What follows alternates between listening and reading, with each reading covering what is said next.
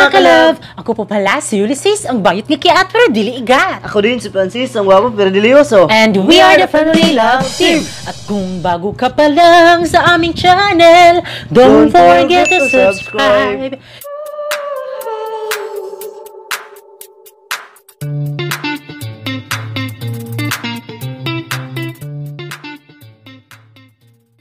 So yun mga kalab, for today's vlog is magbabasa tayo ng mga haters comment, mga bashers namin mga kalab. Di ba nakita nyo yung video namin na umabot sa 1 million views? Ay, hindi namin inaasahan.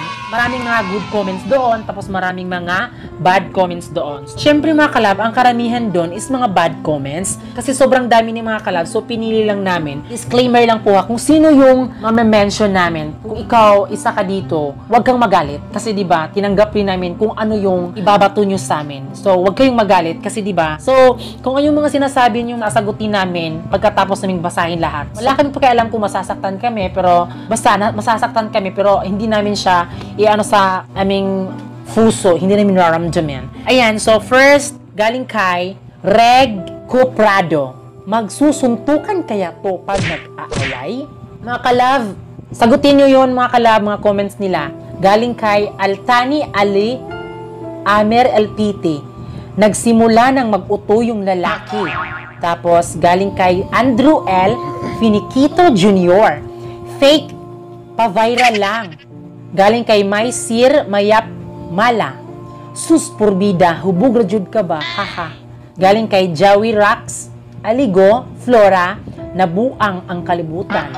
Galing kay John Lee Campus, ipagpatuloy nyo yan. Baka sakaling matauhan kayo. Galing naman kay Sofia Torres, uy mga pisti, pagkilatan mo uy mga yawa gyud. Galing kay Ricky Boy Varkis, tag-ina ninyong dalawa ang sagwa ninyong. Ang sagwa ninyong. Hindi na kayo nahiya? Yaks. What? Galing kay Ruel Divina, mga matay raman gihapon ta, mag-igsuon na tangtanan sa langit. Galing kay Edgar Torres Baron Jr., diha, sana all, mubiyar ang nakadugayan, susto upamor haha. Galing kay Yansky Daligdig, luod-luod raman mo. Galing kay Ravena Sigura, OMG Inday, maligo ka muna. Yung lalaki parang nakasinghot ng rugby. Galing kay John Medrano, nadaot na gibuwagan babae niya, manguyab bayot. Galing kay Zuns, kaya pala sumabog ang bulkan. What? Tapos galing kay GMP Kiranti, psst, mahal kita dahil kailangan ko ng pera. Sana wag kang magbago. Sana tayo pa rin sa 2020. Sana ikaw pa rin yung ATM ko. Share ko lang, hashtag sana oil, hashtag support. Ano masasabi mo sa kanila din? Katong nagkuhan sa mo, nagbas, dapat magandang-andam na mo sa among gikuhan sa amo. Kuhan ba, mga istorya kay amo rin magigipambas ang inyong mga kuhan yun. Mga chat niyo sa mo, mga comments, mga kalab. Comments nga dili mayo. So yan mga kalab, sa totoo lang mga kalab ha, sa totoo lang sa mga nag-bash sa amin, 100% nasasaktan kami. So, kayo siguro yung nag-bash sa amin dahil isa ka dito, alam kong natuwa ka. At alam ko ring pinagtatawanan nyo kami dahil nasaktan kami. So, ayan, 100% masaya ka na.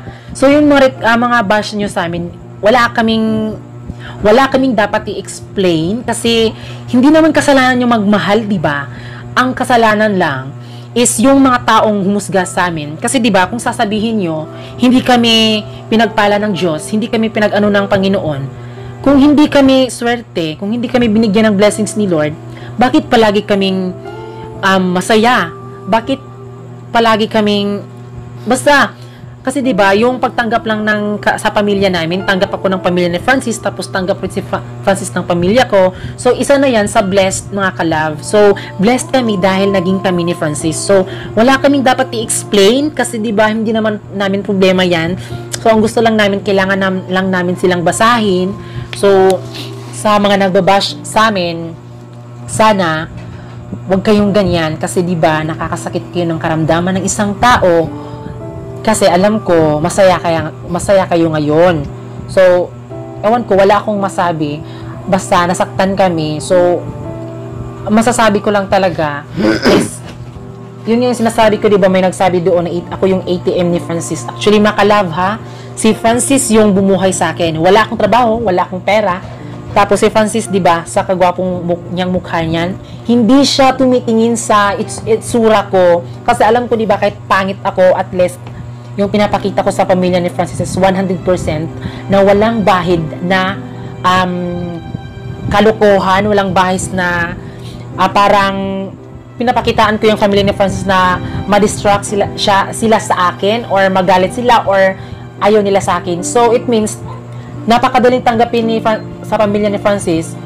So, yun, wala akong ma-explain basta tayo mga kalab. So, mga kalab, ano sa inyong gipang, pambitaw sa mo gipang basa nyo sa mga, pero, kuhan lang, pag-inahinin lang mo sa imong istorya kay, kami biya, tao ra ba may kamapon may masakitan, kamapon may mahigugmag tao. So, kamo, nakapasakit na mo sa mong istorya, so, naran nyo na, amo daw ato ng mga sakit na inyong gipang istorya sa amo, gipang bahas na inyo sa mga. So, ang Ginoo na magintigo sa inyo ha, sa ibawas ninyo sa Tapos, inyo ha. Ang sabi dito ni Ravenna Sigura, OMG Inday, maligo ka muna. Yung lalaki parang nakasinghot ng rugby. Diba grabe no? Ano siguro kayo manghuhula? Kasi diba, alam mo na parang siyang nakaano ng rugby. Bakit ko po nalaman? Diba, nakita nyo lang naman kami sa video. Dapat hindi nyo yan sinabi. Kasi diba, para din sa akin, OMG Inday, maligo ka muna. So that time kasi, galing kami naligo. Sadyang ganito lang talaga yung mukha ko. Sadyang pangit lang talaga. Pero sorry, naghihingi ako ng sorry sa'yo, naghingi ko sa'yo, Ravenna, sorry dahil nakasakit ako sa mata mo. Sorry kung hindi ako naliligo para sa'yo. So, wala akong magawa kasi yan yung pagtingin mo sa akin eh. So, wala ka mang pakialam kung yun ba talaga yung sasabihin nyo sa amin. So, yung sa amin lang, gusto namin sagutin yung sinasabi mo sa amin na binabato mo sa amin na hindi naman totoo. So, Rebina may pangalan ano. So, Rebina, kanabit ang istorya nimo nga ako nakasuyop og rugby. So, it means nga ikaw nakapasakit sa among istorya. So, ang Ginoo na mo bawo sa imuha nga kanang pang istorya nimo. Ang Ginoo na mong intigo sa imuha nga nakapasakit ka sa kataon nimo. Tapos kay Zuns, kaya pala sumabog ang bulkan. Ewan ko ba kung bakit kami yung bibintangan nyo, di ba? Alam mo, Zones, hindi ko alam, ewan ko ba kung bakit ganyan. Daot na, gibuwagan babae niya, mga bayot. Bakit kasalanan bang magmahal ng bakla? Kasi di ba, yung sa amin kasi di ba, kami yung nagbibigay ng 100% na pagmamahal. Kasi di ba, bawal ay mahigugma ang tao bayot. Kasi di ba, hindi naman kasi lahat ng taga ng LGBT nabibiyayaan ng totoong pagmamahal. Di ba, alam mo yun? Tapos, sabi ni Yansky Daligdig, lood naman mo. Bakit? Wala naman kayo pinapakita sa inyo, di ba? Nganong giluod mo sa mo nga, kami na may naghigugma. Gani. Dili man kamo. So, sa inyo ra ganda. Nara sa inyo na. Tapos sabi ito kay Edgar Torres Baron Jr., diha sana all mubiya na nakadugayan susto pa more. At least, kung aalis man siya, at least, okay lang, nakafeel ako ng true love. Ikaw, siguro, kung, hindi ko alam. So, kana siya kay naka-istorya man na siya sa to. So, kana siya, gibiyaan na siguro na siya bahay kay tungod, way klaro nga laki. Hindi ka maumoy gugma sa tao. Ayan, alam ko sa mga nag-bash sa amin, alam kong naiinis kayo, pero sana wag kayong mainis kasi 'di ba? Comment nyo yan eh, 'di ba? So free kayo makaano diyan. So yung amin lang talaga is yung mga bash namin. So yung mga kalab no, yung mga nagba-bash dito, actually sobrang sakit talaga pero okay lang. Tanggapin namin kasi 'di ba? Yun kasi yung pananaw nyo sa amin eh. So yung mas nakakilala sa amin, yung mga binabash nyo sa amin is hindi totoo. So 'di ba? First impression nyo sa amin, siguro kami hindi nyo kami gusto, pero wala talaga kaming magagawa diyan. Wala na may mabuhat o dili ninyo gusto. Nyo sa amin, ayan. Og nakasulti mo ginanas sa mo, nara sa inyo na. Kahit kami ni Francis nagmamahalan kami, hindi namin pinapabayaan yung sarili namin na lumayo sa kay Lord.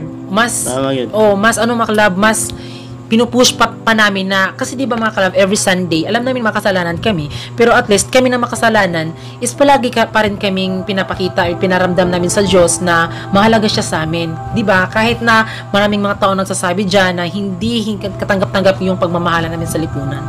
Yes, totoo yan, pero kailangan natin tanggapin. Di ba? As long as hindi mo pinapabayaan yung pag-pray mo kay Lord, why not, 'di ba? Mas nagugustuhan niyo ni Papa Jesus yung so palagi niyo kaming binabash. So sa mga sinasabi niyo diyan mga kalab no, hindi kami maka-explain kung bakit binabash niyo kami ng ganyan.